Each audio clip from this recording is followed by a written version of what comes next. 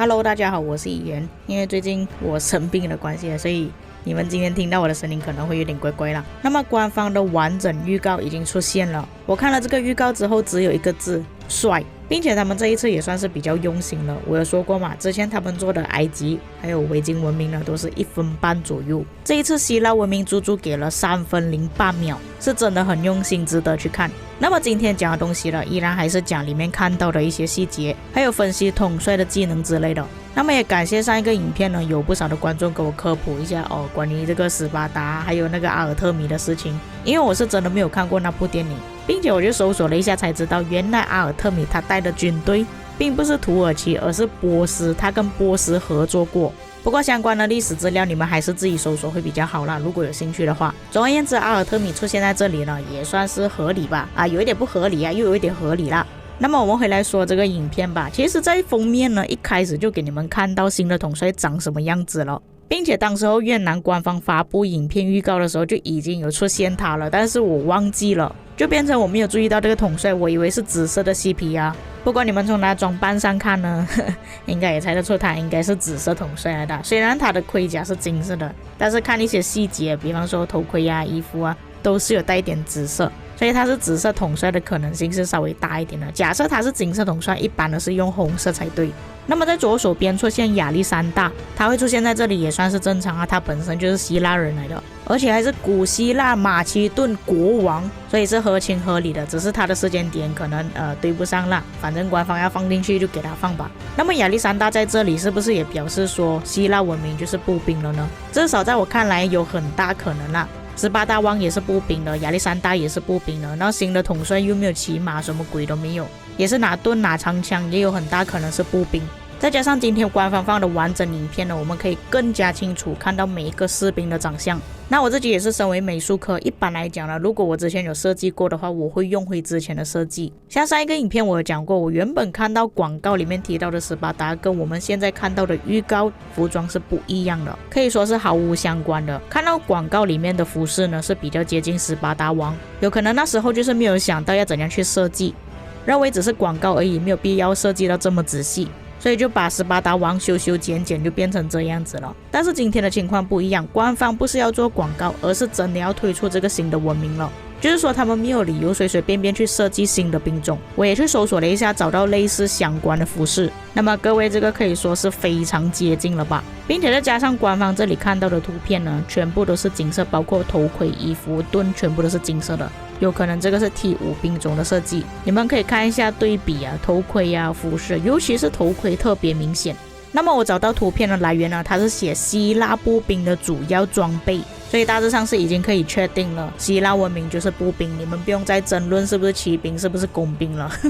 是步兵了。并且假设它是工兵或者是骑兵的话 OK， 我们做个比较吧，我们看回之前维京跟埃及文明的。埃及就很明显了，官方设计的 T4 跟 T5， 你也可以看到他们背后背了一个箭筒啊，尤其是这个蹲下来特别明显，这么大个箭筒。换个角度你们可以看到右手边啊，这个也是背着箭筒跑来跑去。然后打架的时候你们可以看到大部分士兵呢都是有拿着弓箭的然后维京人呢就是拿着盾啊，拿着斧头，拿着刀，并且整个画面万箭齐发。至于维京文明的时候，你们可以看到整个画面都是步兵，大家都拿着圆盾啊，拿着刀，拿着火把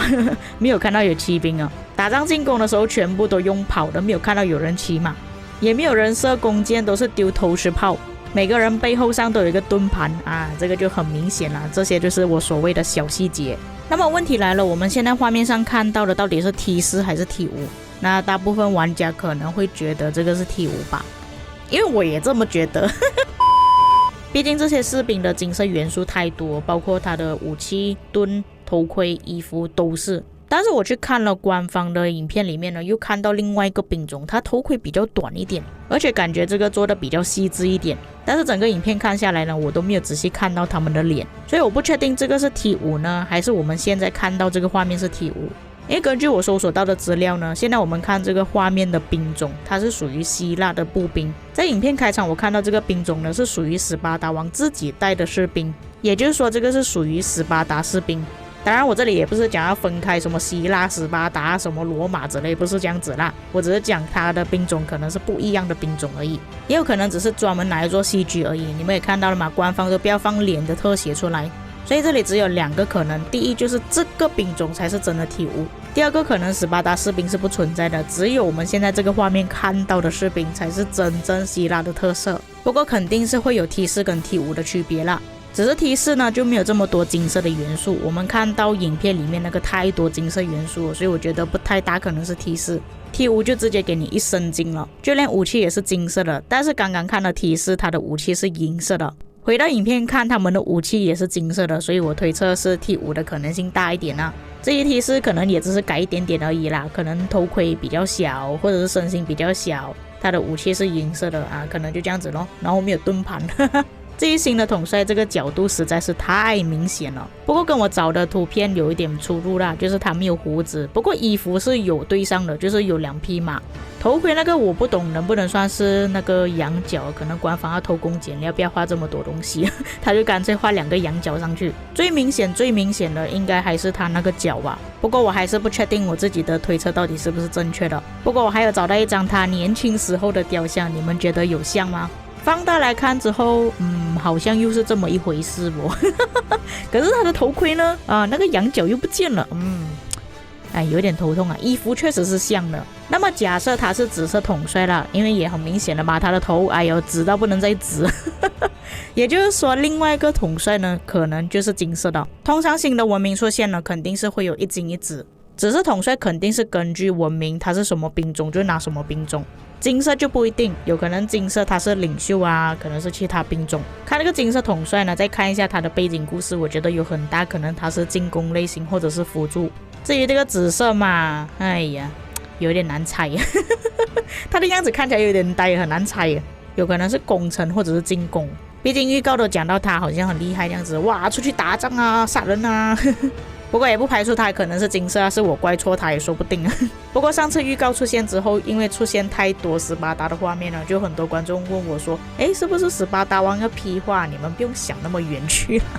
不可能批画，紫色的统帅都还没有批画全部，你怎么可能会变成金色统帅批画呢？金色统帅就算要批画也轮不到斯巴达王吧，只是斯巴达王成为这一次故事的主角而已。就比方说像上次的埃及文明出现了这么多次埃及艳后，你们怎么不说埃及艳后是不是要批画了呢